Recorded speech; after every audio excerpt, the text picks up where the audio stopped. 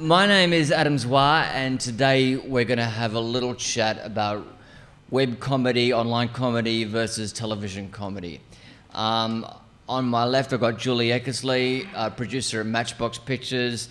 She's just finished about to deliver The Family Law, which is it based on Benjamin Law's book? Yeah. Yeah. And that's for SBS, and she's also produced Maximum Choppage. She works for Matchbox Pictures. Osamah, Sami, he's a writer of 2 feature films, Ali's Wedding, which is based on his book Good Muslim Boy, which is in production now, and Be Less Beautiful, which is slated for production next year. He's also co-created the online series Two Refugees and a Blonde, which is very popular. And Kate McCartney, comedy writer and performer who was featured in The Big Bite, Hamish and Andy, Time of Our Lives. But this year, Kate and her writing partner, Kate McLennan, created the Katering show, which is released online and has attracted over 4 million views, which is fantastic. I don't know what's going to happen with today's discussion. I think it's going to be very interesting. I might just start off with TV comedy because that's something I know. That's something I know something about, and I kind of liken it to making TV comedy. You might think it's just about being funny, but really, once you get in there, it's so much more than that. It's so political. It's like keeping the whole family happy on Christmas Day. It's a very difficult thing to do. When we make TV comedy, it's based on the US model. Cable TV is generally single cam. It's dark and edgy and has a misanthropic protagonist. I'm thinking Louis C.K., Curb Your Enthusiasm, Veep. Then there's network comedy, which goes on CBS, ABC and NBC. And that is multicam with a laugh track, like Seinfeld and Friends, or it's a mockumentary or faux documentary type show like The Office and Parks and Recreation. Now, those, when you're actually pitching something, you have to be very clear whether it's going to be network or cable. Sometimes a single cam show makes its way onto network TV, like 30 Rock. When that happens, there's music going all the way through it. So it always has to be kind of, for network, it always has to be light and bouncy, and the characters have to be likable, and generally it's situated around a family, whether they're a family that's related or a workplace family or family brought together by living proximity like Friends. There's a lot of things you have to remember. You know, you have to deal with a lot of network notes. You have to say hi from us. Network notes. You have to have a joke every 4 lines. It's quite a labyrinth to work your way through. I don't know how it really exists in Australia. With ABC2, Foxtel, and SBS, it's generally the cable model. And ABC One is becoming more mainstream in the sense that it's the 30 Rock model, really, when you look at Upper Middle Bogan and It's a Date and those shows. But then network TV, we haven't made a sitcom for a very long time. I mean, we're Channel 10, 9 and 7, they're probably going to test a lot of sitcoms on, they're probably going to test a lot of half-hour comedies on Stan and Presto and online kind of streaming channels like that, and if they have any legs, they're going to they'll go from there. I just want to give it a little bit of an insight into, so that's a little bit of a kind of an overview of TV comedy, because a lot of people think it's just about being funny, and so it should be. It should be just about being funny, but there's so much more to it than that. I want to talk to Julie Eckersley first. I want to ask her because she's just finished The Family Law. How many layers are there when it comes to notes from investors, from network, from the various creative and producing parties involved in a TV show? And how do you actually work out which ones you're going to go with and which ones you're going to throw out, and how many people do you have to kind of appease? Lots. So maybe I'll just start with the broader picture of when you do a TV comedy, there's different phases. So there's the development phase, then there's the production phase, then there's the post phase and the marketing phase. That's a kind of clear line of what you've got. So different people give notes at every one of those stages. In development, when you're scripting, there'll be, firstly, you might have, like with Family Law, we had 5 stages of development. So in the first stage of development, we had been given money from Screen Queensland and from SBS. So once you're given money by someone, that then gives them buy-in to give notes.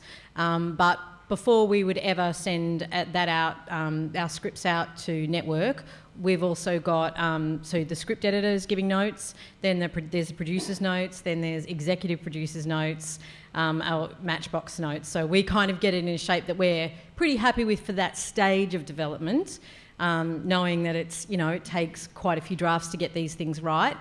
And also we get, because Matchbox has kind of the mothership of NBCU, we get executive producers from NBCU who also give us notes, which I actually feel really great about their notes. Joanne Alfano, who's one of the key people we work with in that, was the first producer on 30 Rock and Will and Grace, and so we've got access to great voices.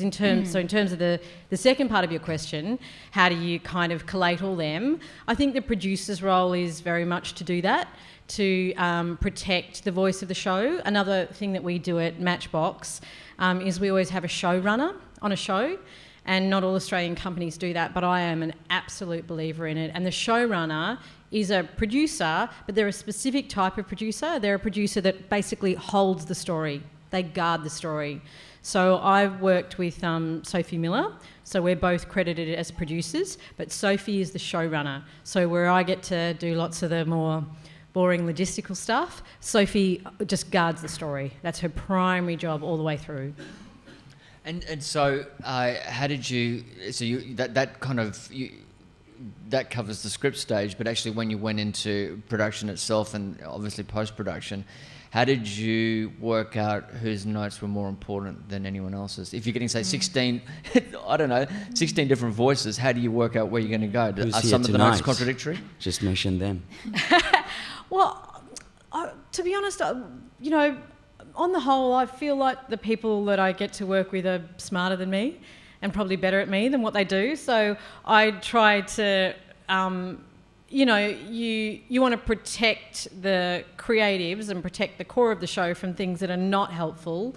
So I guess there's a bit of discretion there. But on the whole, I'm sort of willing to give things a go.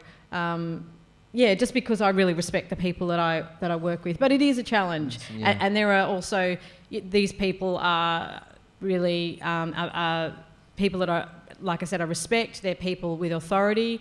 In some circumstances, they're my bosses. So there's also a care to be taken. I'm not so arrogant to sort of think, they don't know what they're doing. Tony Ayres, what does he know? It's like, well, if Tony gives a note, it's like, I'm just going to make that happen. Yeah, fair enough. Kate, so with the Katering project, tell me how that actually came about, and has there kind of been any... what do you think are the benefits of making an online project?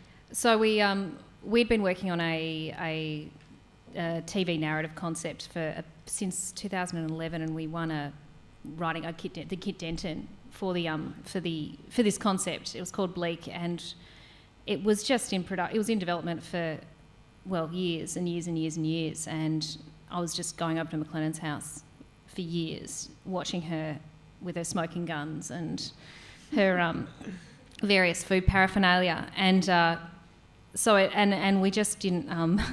We were just bored of writing this show, and my disdain for her lifestyle ultimately became kind of the concept behind the show. What was the second part of that question? I can't remember. No, keep going. How did the show come about? Okay, no, this is interesting. So you made this. Did you self-funded? The Katering show? No, it was through Screen Australia. Okay, Screen Australia. Yeah. So you made the show, and then it went on. Did it land with the audience straight away, or did it suddenly just It took about 3 days, and That's a long time. it was a terribly long time. Oh, God, How it did was you an live eon. through that? I sat there just refreshing the YouTube channel, trying to see if there were any more views. No, and I was hugely pregnant at the time, so it went crazy on the Sunday after a Mamma Mia article. And I was in IKEA looking at baby furniture, and suddenly it was just, well, you know, just like, you know, email after email after email after, you know, Twitter, and I basically, both McClellan and I had to turn our phones off because we aren't used to success. Well, that's it. We found it very confronting. It's a funny thing, isn't it? So we can talk about dealing with success later. But Sure. How did you? You're an experienced writer. You understand you understand the landscape in Australia. Suddenly you've got success. Tell me, how did doors suddenly open for you when people who wouldn't have normally taken meetings with you suddenly take meetings with you? What was the change? Pretty much, it was quite, it was instant, and it kind of went by continent really. So it started in Australia, and then it went to America, and we were just getting these insane offers from executive producers over there. People who did those sort of those Porn King kind of shows, like Porn PAWN. Not, yeah. I mean, both are good offers. But you know, those sorts of shows, just wanting to do our show, and we're like, I don't think this is a tonal fit. And yeah, so it went to Australia, then to America, then to the UK. And, you know, a lot of it wasn't necessarily relevant. And we had a lot of people wanting to put us on cooking websites, whereas we kind of like, we don't really... Did you take anything up, and are you now rich? I'm extremely rich. Yeah. I'm leaving via helicopter.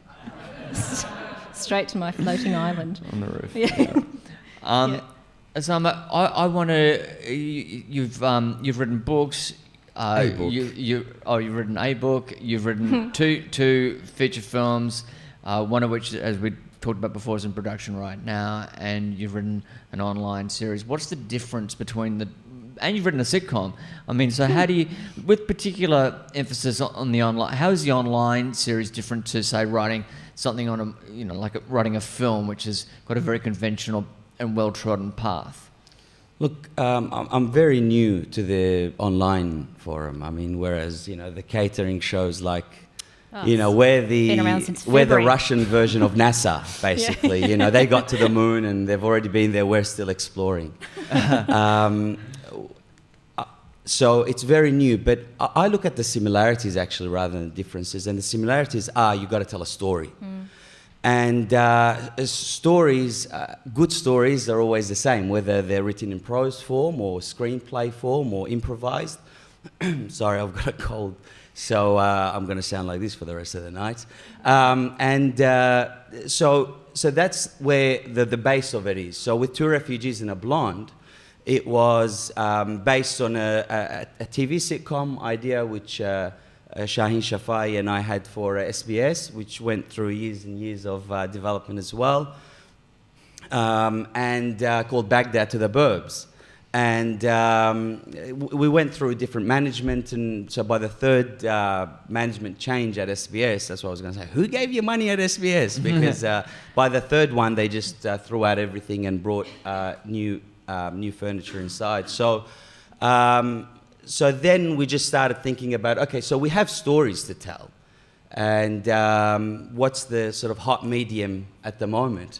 And look, at the end of the day, there's, film has its place, online has its place. But like I said, we're very new with the online thing. I think the only thing is you just got to compress it. So you were talking earlier about how sitcoms are more than just laughs, right?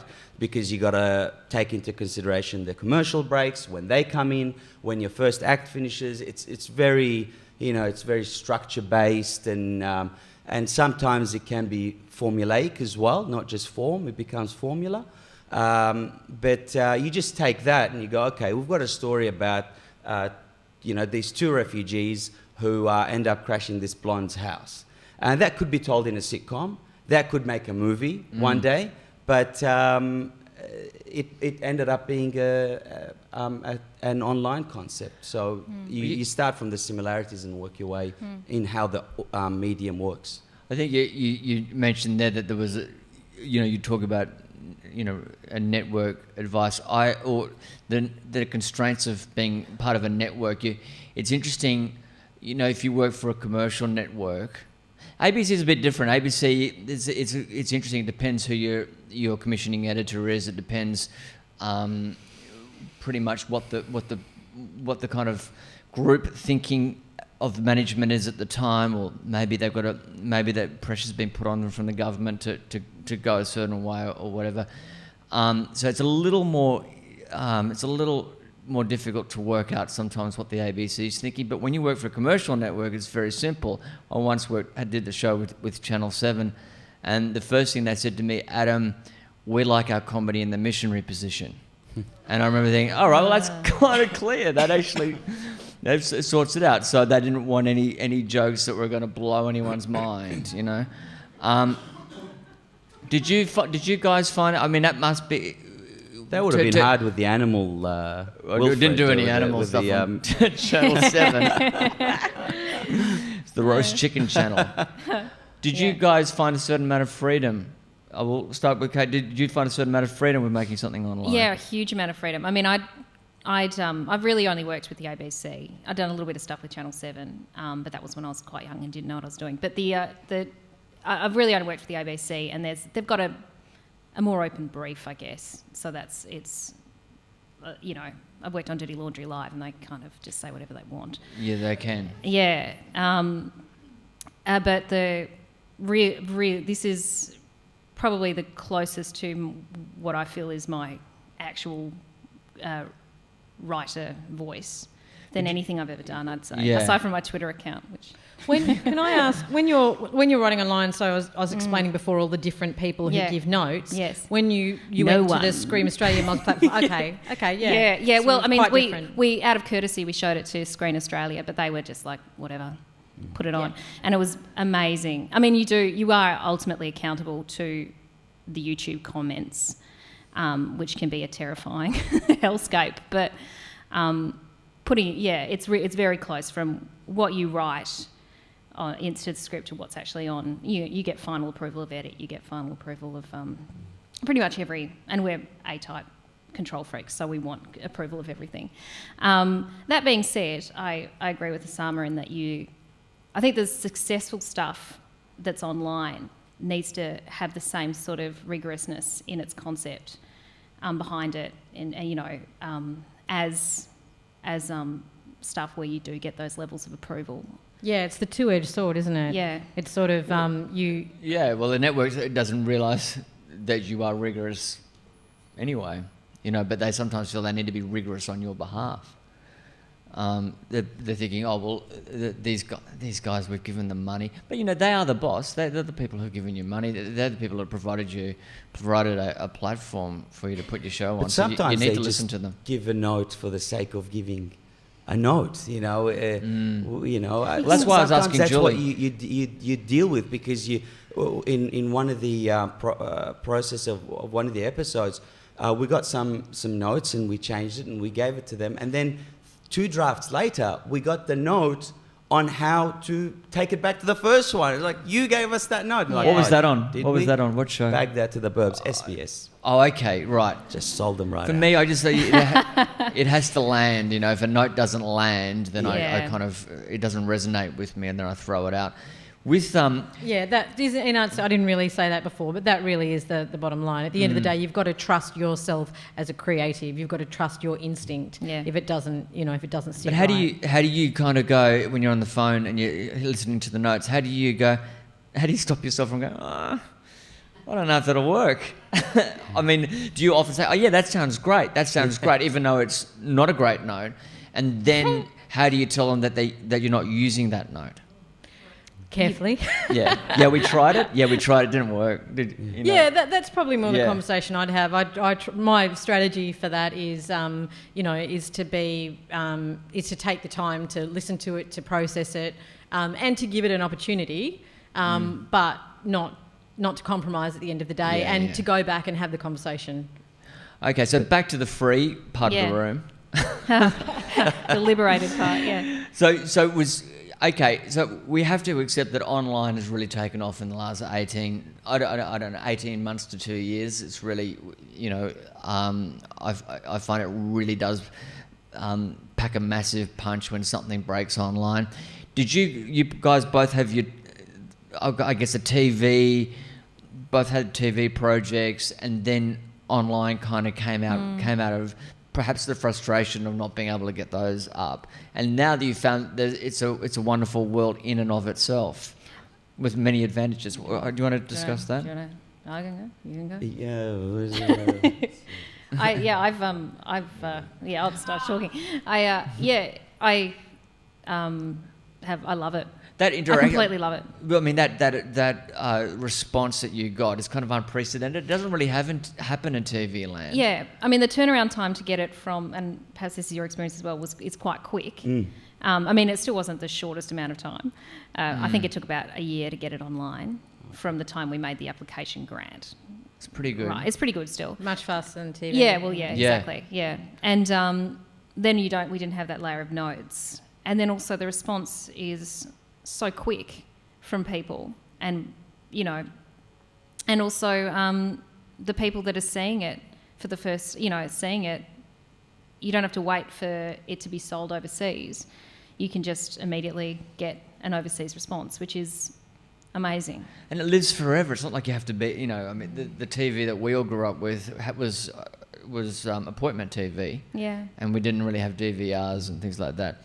So, people are probably still seeing your shows for the first time. What kind of personal interaction do you have with your audiences? I mean, obviously they because it's online, part of that is feedback is such a big thing. Well, you were talking about comments before. What was one of the comments you guys got? Oh, we get a lot of who's more fuckable. Sorry if I'm not allowed to swear, which is great. Yeah, it makes you feel really good. Just what two new mums want to see. Yeah, exactly. On their website. So we address that in the next series. Right. And who is more fuckable? Find out next week. At this juncture, the cat. But I mean, by and large, it's just really, really positive. We get, when I was just after my C-section, I was in the recovery room, like literally, I just had a child excavated from my stomach. And I heard this, "Excuse me, are you from the Katering show?" And beautiful. And I'm like, yes. And she went, "That's so funny because my mum just bought me a Thermomix." I'm like, oh my God. And then she talked to me for the whole time. But beyond that, no, I think it's been by and large really positive. And because it's not, I don't know, possibly this happens on television as well, but people are really, really invested. They feel like they know you. And how did Mamma Mia come about?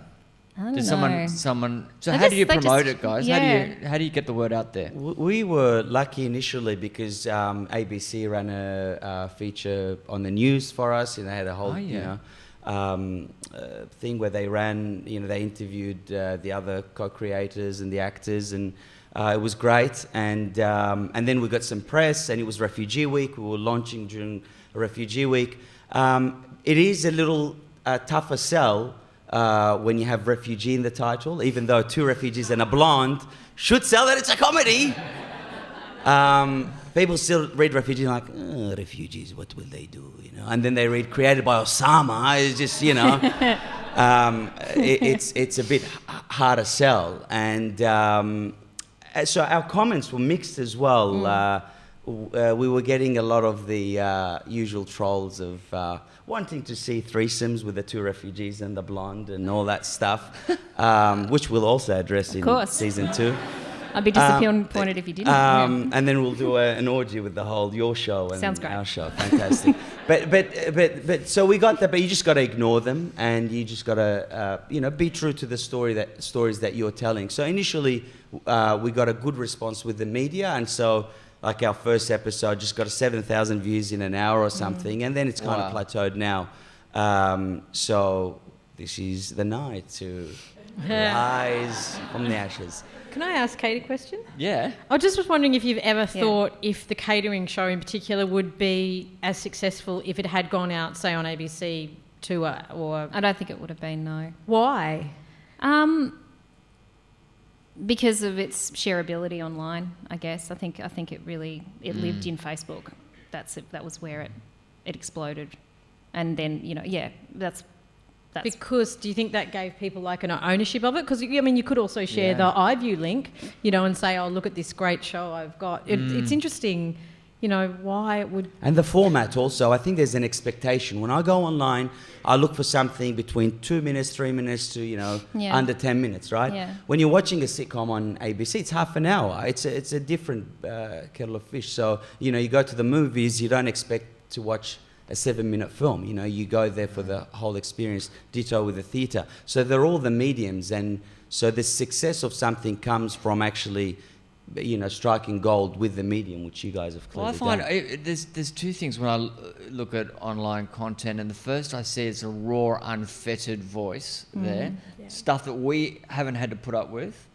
I really believe that even though you handle the notes really well, and I do to a certain extent, that it's that you still your product is fettered in a way, and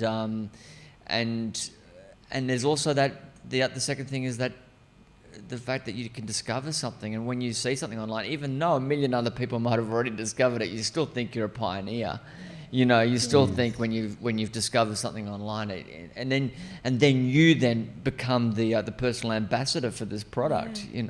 So many brands have been hugely successful without any advertising at all, just word of mouth. Yeah, And Old it's so Spice, powerful. great example of that. Yeah. People wanted to be identified with that because it was so funny. Yeah. I'm on a horse. Did you, having done all that, are you seeing something in what these guys are doing that you'd like to be a part of? Yeah, a few years ago, I sort of pitched the idea of getting an online comedy thing up. It feels like, kind of gone from being a bit ahead of the game to behind the game. It just wasn't the right time. I think the really hard thing about it on a really logistical level is making the money work. Yeah. Yep. Like that's, Exactly. when you, it's, television is a business, it's show business, and the finance model of how to raise the money, and also how to get revenue back from content that you post online just is all over the shop. But you can find a sponsor like, Chris Taylor with his wine show has got, is it New South Wales Tourism or something? Yeah. So they've actually just become a sponsor, and they just deliver the show. How do you monetize it, guys? Is there any way you can, what ideas have you got to do that? What things have you put in place to actually make a bit of money out of this? I've got a donation tin at the back there. Anything better than that? So kindly... I think, with YouTube, there is a monetization thing. Yeah. We haven't hit the billions of views yet.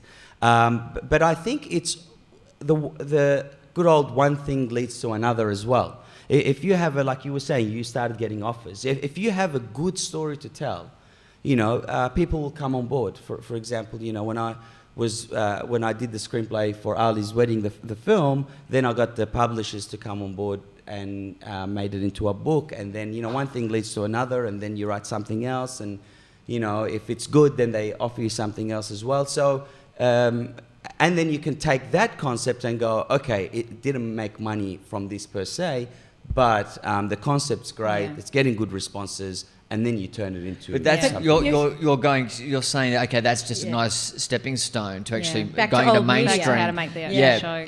Can you make it out of that by itself? Well, we in the aftermath of the YouTube explosion, we did think about how we were going to fund the next series, and you can donate to YouTube, you can donate to a channel, and that brings a little bit. Do you have the banner ads or the we ad got banner before? ads as well, yeah. And has that, with 4 million I think it hits, has a little bit. I haven't given been you able to. I haven't checked it, to be honest, but I think it has a little bit. I'm not But saying not producer. serious money. No. But then we also we started to talk about trying to get a brand involved in the same way that Chris Taylor did. But because it's satire, and we're not going to be very polite about things, and that's our MO. We just are not going to. We could never find something that would be a right fit. It would need to be something that really wasn't probably related to the topic in the slightest. for it to work. And like And that being said, if Coles wants to give me some sort of job, I will take it because I have a child. I reckon they should be all over it. Sorry. And like Osamah, in what offers have suddenly appeared from mainstream media who'd kind of want to get on board this? Yeah, that's thing? Yeah. It's what's been interesting is that I've kind of learnt that no one really knows what they're doing. You can get a lot of people coming in going, "This is how you internet." And you go, I don't know if it is, because then you've got we had a really commercial radio station saying to us, we're just going to put you onto a dedicated YouTube channel with just some other YouTube influencers, and we're like, okay. And they said, so what we're going to get you. We're going to get this little 14-year-old boy who sings. We're going to get we're going to get this CrossFit lady, and you guys are just going to tour, what's the name of that? Tour Westfield? No, what? Westfield? Westfield? Is it Westfield? Like shopping centres. We're gonna, and that's what you're gonna do. And I'm like, yeah, we're gonna pass on that. Wow. It's just so in terms of kind of I guess in the same way your story, you know what you need to service. We're kind of doing the same thing as well. You can't accept those sorts of offers because any credibility you have. Because you've got the porn stuff exactly. coming up. Exactly. But is there a book deal or? There's been discussions, but I've got a 6-month-old. McLennan had a baby this week, so that's a bit on the back burner at the moment. Not the publishing isn't a massive money spinner, so we should really get into that. I agree with you, though. I think particularly in the online world, or actually in any television, there is no formula. Like, no, when it works, there's this great saying of success has many fathers and failure is an orphan. So when something works, whatever it is, whether it's, your series Wilfred or Katering show, I think you can kind of rationalise it in hindsight and go, oh, it was that, it was that. But none of us know, wouldn't you say, Ed? Oh, absolutely. Yeah. There's a lot of people who play a great confidence game in film and television, and they just it's really interesting because I've been part of TV shows, not that I've just been an actor on, and we've sat around. I've actually seen the TV show, and it's kind of very bland and hokey. Yet when you're sitting around the writers' room or you're sitting around with the creators, you're convinced they're making Breaking Bad. Yeah. I mean, the game they talk is so good, and you're just going. And you're and you go, wow, I really want to be part of this show. Oh no, I've actually seen the show. Well, they have to because they're spending, they're spending so much money on it. That's right. But what I don't understand is how the talk could be so good, but the execution be so bad. But don't you also, well, you would know this from being an actor as well, when you're in a show and it's not great, but you actually can't believe it's not great while you're in it. You've got to believe to until the the show ends. What show are you referring to, Julie? Julie and I were in The Wedge together, the much maligned. You meet the best people on the worst shows. Can I just tell you that? That's a really good bit of advice. It's an interesting. I forgot what we're talking about. Well, what do you want to talk about? No, it's sometimes it comes down to accepted mediocrity. There's no time, for instance. You're doing something and you go, well, I need another week to submit this, and if my publisher's sitting here, you're a liar, you said you need another year. But you just say these things. You say, look, to get this right, and they're like, no, it's by 4 p.m. it's got to be delivered to the network executive, and you deliver it, and the network executives, of course, in New Zealand skiing. They're not going to see it until after the weekend, so they could have given you the time. But it's just that whole pressure, and we're talking about notes earlier as well. A lot of the times, it's fixed in the big print. They just don't get, they're like, oh, why is that character saying that? They're saying it, but they're angry here. They're saying Merry Christmas, but they're angry. Like, oh, can you just put it in big print that they are angry? Yeah. They're like, they were fighting before. Why is he telling them Merry Christmas? Like, it's Merry Christmas. It's like how I'm telling you Merry Christmas. That's right. But it becomes, something that you put on the 5 p.m. desk. They accept it. They got to run with it. There's deadlines and everything else. And that's the freedom of online, where you can actually make something the way you want in the editing room especially if you're editing it yourself, you're gonna feed your baby properly, and you're not gonna be tied down to times. And so that's what I think with where those shows go. I think there's an integrity there, and you mentioned integrity. It's quite an interesting thing in Australia when it comes to TV to work out, because there's 3,400 OzTam ratings boxes in Australia, and they actually dictate they dictate the viewing audience. And none of those boxes are part of any flats or apartments or dwellings. They're all in actual suburban houses, and so it's a very lopsided kind of view of Australia, I think, OzTam is. Whereas what I find interesting about, so you say you could have something like 800 words, it rates 1.6 million on Channel 7. I don't know how many people here have watched it. I haven't watched it, but it rates 1.6 million. Everyone's really happy. It's really appeased those 3,400 ratings boxes. But what I find so refreshing about online is it's very difficult to lie. I mean, unless you the get... first 20 views you can keep refreshing. Yeah. After that, yeah. Exactly. There's something quite The risk just gets tangible about the figures, and I find that an interesting thing. You actually, and as you say, you know how the continents, you can actually see who's watched it, where, how many people in Melbourne, how many people in Los Angeles. It's an interesting thing. So how gratifying is that to see your voice kind of go across the world? I mean, I do think the stuff that's the best about online is also the stuff that is the most dangerous about online, which is really what we've talked about a few times here, which is this idea of not having any gatekeepers, and that is really, really exciting in that, maybe the catering catering show never would have got up on a network, because you have to get through all the gatekeepers, the production company, the executives at any point might have gone, no, we don't think it'll work, and then it's gone, on essentially, a couple of people's opinion. But also, that rigour thing, I think, and maybe, some people are, or maybe a lot of people are disciplined in doing it, but also think there is value in the rigour of television. There is value in, draft after draft of people interrogating it. And don't you think, Ed? I definitely think that. I mean, it depends who's doing it, but I do believe that, I don't, in Australian television, I don't think there's enough drafts. We just don't have the money to support as many drafts as there should be. Having said that, though, you mentioned gatekeepers. Do you think with the proliferation of online content, there will be less gatekeepers in television in the future? Maybe. I mean, I think what's really exciting is that you can bypass them by creating your own success. So, if you can't get your show up, if you can prove that you've got the numbers, and like you say, the online numbers don't lie. 4 million views is 4 million views. I mean, I know I have noticed a little bit of RSI that you've got, but... This is just dead. Yeah. That's why you wouldn't do this paper. But that's grand final figures. That's grand final plus, really. Well, I mean, we couldn't reconcile how to make it again. Like the show, we got a grant. I'm sorry, not a grant, but our funding was $200K, and we had to defer our wages in order to, because we had to put in 25% the way the funding works. So we didn't get paid for the catering show at all. It's fine. We're only 35. It doesn't matter that we're not getting paid. So this time for the next season, we are with a network.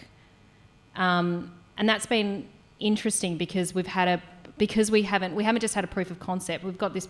We don't just have a proof of concept online, but we've also got a proof of success. Yeah. Which means that they can't really. Yeah, they can't give us too many notes. Well, they can give us notes, but we can go, but with ABC, or can you say which network it is? Not yet. No, I'm not allowed to say. Okay. But also the numbers. I'm very impressive, guys. but also the numbers are, even like for us, we're nowhere near in the millions, right? Still, how I look at it is, I did a show at the MTC earlier in the year, and it was a sold-out season. And I think altogether in the 20 shows multiplied by 300, 6,000 people came and saw it. We got that amount in the first hour for the first episode. Yeah. So, you're talking every night going and filling a whole, I know it's a different medium, and it's not a discussion of what's better, and theatre's got its place. But the numbers are, even if you get a measly number, which in the YouTube world, in the thousands, it's not really huge, it's still huge. You still reach many thousand people who, would probably share it and talk to others, and eventually that's how the umbrella... You're playing to the world, aren't you? Yeah. You're not limited as we all know, by one of the a box. big challenges with television at the moment is that it goes in regions, and that's part of your deals. That's part of how the deals are set up. Family law, our first play, and part of what SBS bought from us when they licensed the show was the right to play it first in Australia. So then there's a holdback period, and no one else can play it overseas in that time, but it'll be up on SBS on demand, and it'll get pirated and sent around the world because people don't want to wait for the way that our contracts currently require us to wait for shows to be played in other places. And even then, it requires then for it to be played in America, we'd have to get a sale in America. So then you've got to do that sale, and the paperwork's got to come through. And so you'll never get that buzz that Kate got, like walking Not through globally. IKEA and just going, her phone just like... Yeah. That was basically Exploding. a panic attack, though. That wasn't fun. Was that a buzz? That was too much. One of the things that really does worry me, another thing that does worry me about online, which is worth thinking about as well, is just coming back to that money element. And I don't think there's any other industry where people are required to work so often and so much for free. And it's not. I mean, even you sort of saying that you had to defer your wages. I mean, that's not okay. But at the moment, because there isn't the money in online, and that is the kind of thing that is required. And so, it's but also something the to be people aware that of. make it, they'll be, because some people will never work without money, and some artists will work without money. They will try to support themselves in other ways, and I think if you do make something, it shows that that's you're passionate about it, and you can clearly tell that these guys didn't make the catering show for their dollars. That's why she's shopping at IKEA. I mean, In fairness, they are very good. I think, but of course, on the flip side is that at some stage you will have to go. At some stage, you've got to say, "Am I professional?"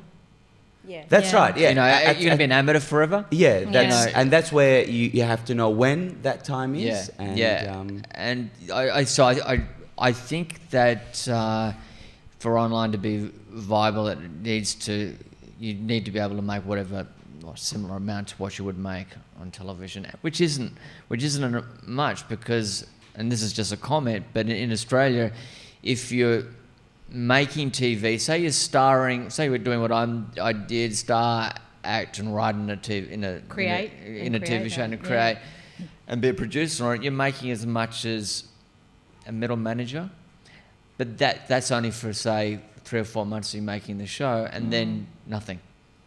So, and everyone goes, "Oh, you're doing okay." Well, it's a massive. You go from making a certain amount of wage to actually nosediving the next week. So it's going to be interesting. We're constantly evolving as an industry and trying to work out how we can all survive. Really, those who have actually kept it. When I say industry in this country, because in America there are safety nets upon safety nets. If you've actually made a show that's on network television, you are going to be on holding deals and network deals for at least the next 5 to 10 years, with people hoping that you're going to make something else, and they're really lucrative. You might not get anything on television, but you'll probably make $700,000 a year just coming up with a few ideas. That's an absurd kind of probably waste of money, but in Australia... What are you doing here, man? I mean, I got kicked out of America. I can't go back, but That's right, yeah. Yeah, but you're here, man. You're right, I'm going to leave. Well, and as the whole industry changes with this online element and people wanting more and wanting it now, it is really putting a challenge on budgets across the board as well, that networks want more runs, they want things to go on their catch-up platforms for longer. That's very complicated in terms of buying the rights off actors. It's complicated in terms of all the way down the chain. And a lot of the time, I've been producing for 5 years, but, you talk to people who've been doing it for 15 or 20 years and they say the budgets are the same. The wages have gone up, everything's gone up, but the budgets, we're still getting the same amount of money for more. So there's a lot of challenges at the moment in the industry. Absolutely. The clock's just ticked, so we're going to have we're opening up for questions. Hope you've got some good ones. Better than mine. No? Hi, everyone. Excuse me. I've got a question for Kate around the catering show, and you said the way it blew up. Was that really an organic thing? 'Cause I remember at the time there was a lot of comics retweeting it and pointing to it, or was there a genuine social strategy there? And if there was, did you engage an external agency for that? Well, for the original funding application, I wrote the social strategy.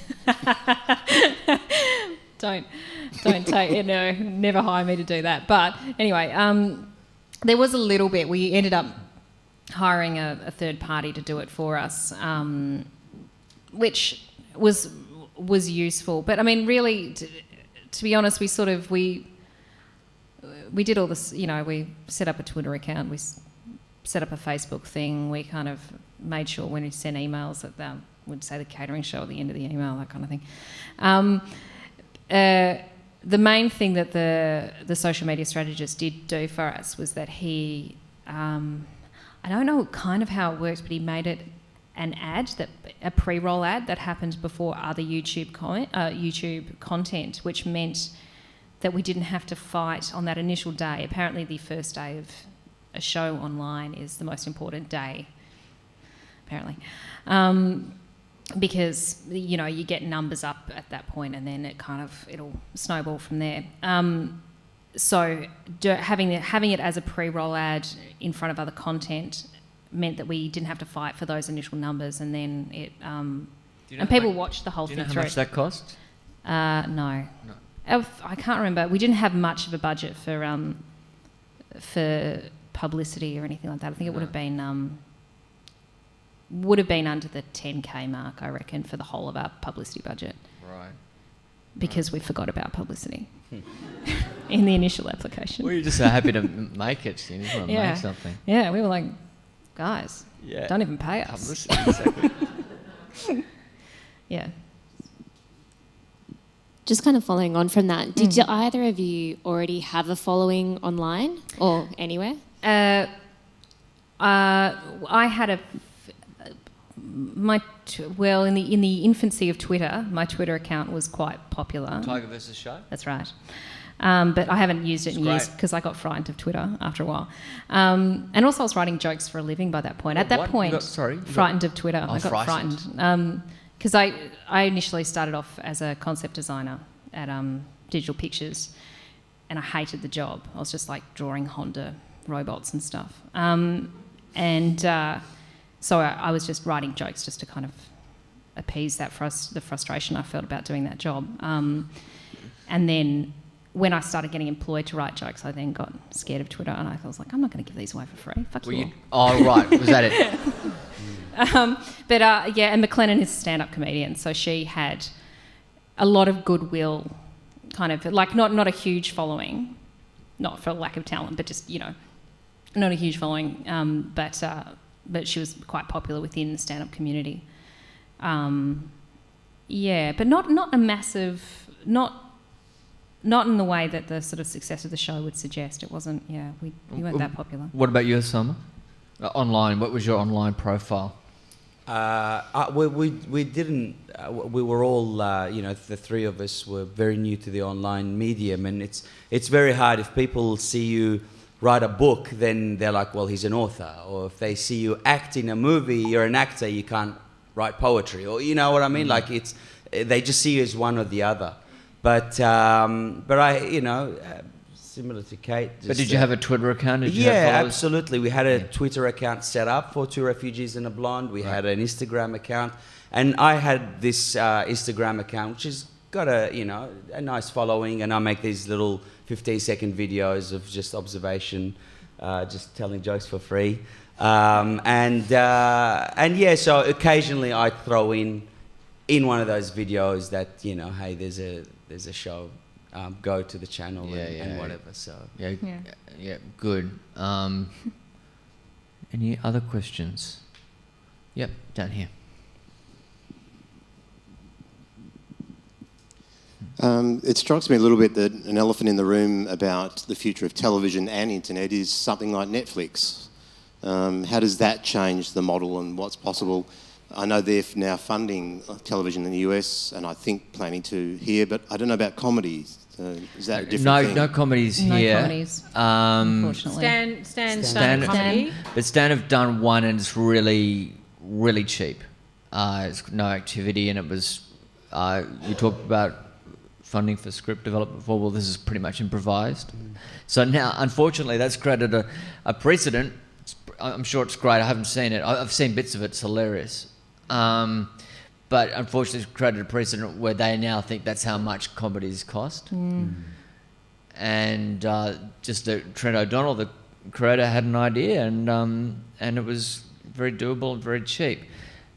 When you look at Netflix and Stan and Hulu, it's and Amazon, it's very similar to the cable setup. So when you think of making content for those platforms, it's very similar to cable. That's how you should approach it. Anyone else want to say anything? Jules? I think that sums it up. Yeah, that's where things are at the moment. But, you know, it'll change. And, you know, you're probably all aware that part of the reason that we have any Australian television is because it's part of the way that they get a licence is that they need to agree to, you know, support a certain amount of television. But that is a whole other level of complication with online. So, you know, they're not under the same obligation to create Australian content. So it's pretty unknown. It's a very important time. You also have to just surf the wave that you get as well, because I was reading this article from 100 years ago saying theatre was dead. Well, it is, but it's not. There's still plays being made. There's major theatre companies putting work just because the movies came out. Then you know, radio came and every, you know, and people are always forecasting something's going to die, and it actually just takes off even more. You know, and movies have been supposed to be dead for the last decade, I think. Everyone's like, movies are dead, movies are dead. That's because we don't watch Australian films, but actually Hollywood's still making a lot of money. So it's just riding the waves and not just being frightened with what may happen. I mean, at this stage, there's still TV. Let's make TV. And not being frightened of change. You know, I mean, they do at the moment, they do say it is the golden age of television, actually, where, you know, because there's been all this movement away from features into television. So we have this really great long-form storytelling, which I find really exciting. You know, it's like the novel of television. You get, you know, you don't just get a character's journey over an hour and a half, you get a character's journey over 13 hours. So much more story. Or 100 hours when something, you know. Yeah. The person next to that gentleman. As another measure of comparison between TV and online, what percentage of work that you have filmed be edited out in both areas? Well, I can tell you in television, so again, just using the family law, we had a 5-week shoot. Every day of that shoot, we were shooting about, 10 minutes? Yeah, probably about 8 minutes of footage, but actually, you know, you're shooting like many takes of them, so the rushes every day might be 50 minutes. So out of 50 minutes for a day, you actually end up using 8 minutes. Is that sense? Yep. There was very little fat, very, very little fat. Yeah, we, you know, we struggled. Right. Yeah. I loved how it Ours edited was a improvised.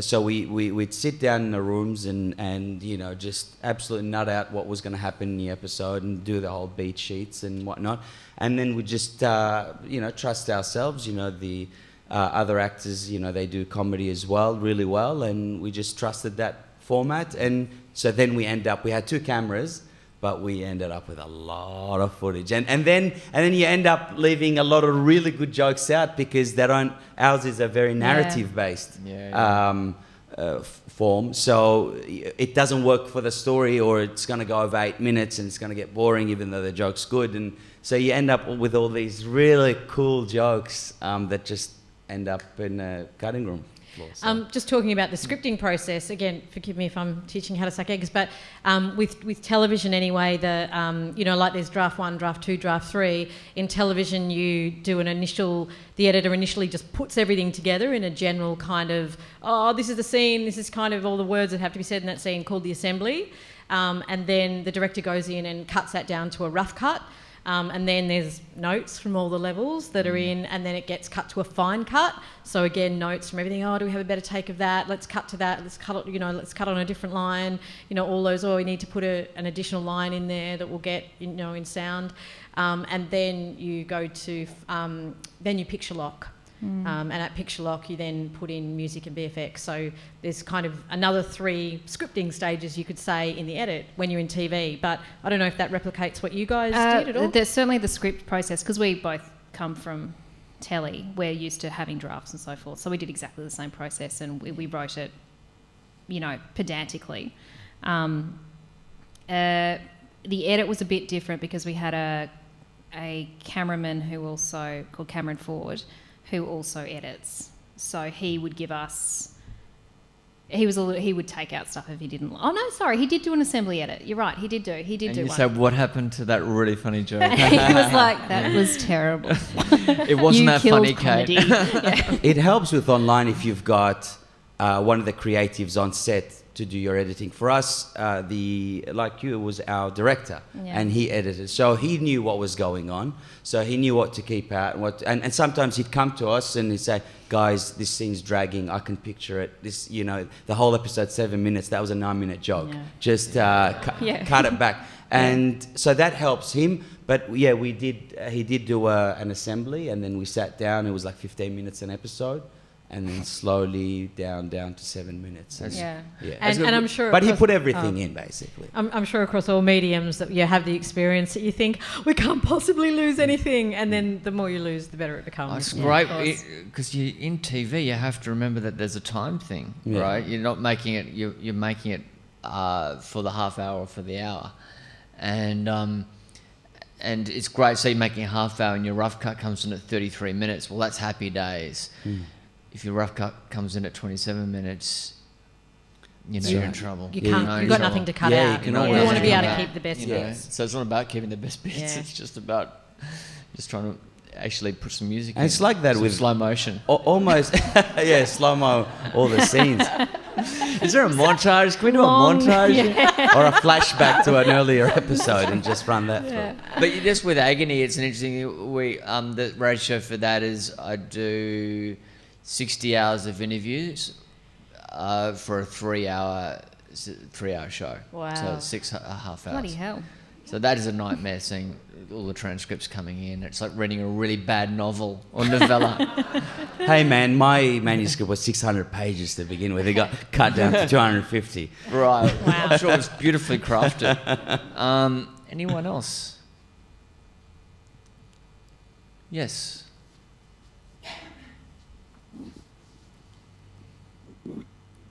I'm pretty fascinated by the concept of notes, which I didn't really have much of an appreciation for.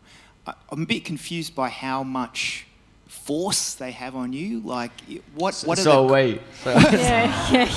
Like, what are the It's a dangerous consequences if you just go, you're an idiot, and not... Well, there's many stories. Like, I think this is pretty much on the public record, but... there was a new guy who came to the ABC, and he was just put on the first season of Rake, and he looked at the scripts and he gave his notes. He sent it up to Sydney to the producers, and 2 days later they were sent straight back to him. They just said, as if we're not even listening to your notes. Some people have leverage. You need to make a judgment call there about how much leverage you've actually got. How much you actually want to keep a relationship going with the network, how much you want this show to continue on. And I your mean, experience, television. sorry. I always say television's a team sport. Yeah. So you need to be a team player. I think but it always there's different people you work with. Some people you really do appreciate their notes, and other people it is a little harder. And you've got to try and part of being a producer is being a politician and negotiating. So you need to find that equal ground without having breakdown in the relationship. That's right. Can I just say, some people give amazing notes. I mean, I remember there's Debbie Lee, who now works for Matchbox. She's fantastic. Amanda Duthie, who used to work at ABC. If it wasn't for her, Agony wouldn't be what it was. Her notes were like poetry and elevated the spirit and made you feel like you can forge on. Whereas other people, it's just, how can I appease this person? We're about running out of time. Anyone else? There's a flashing light. What does that mean? Done. Time's up. Time's up. Is that everything? Well, thank you, guys. Thank you to the panel. And, I've learned something.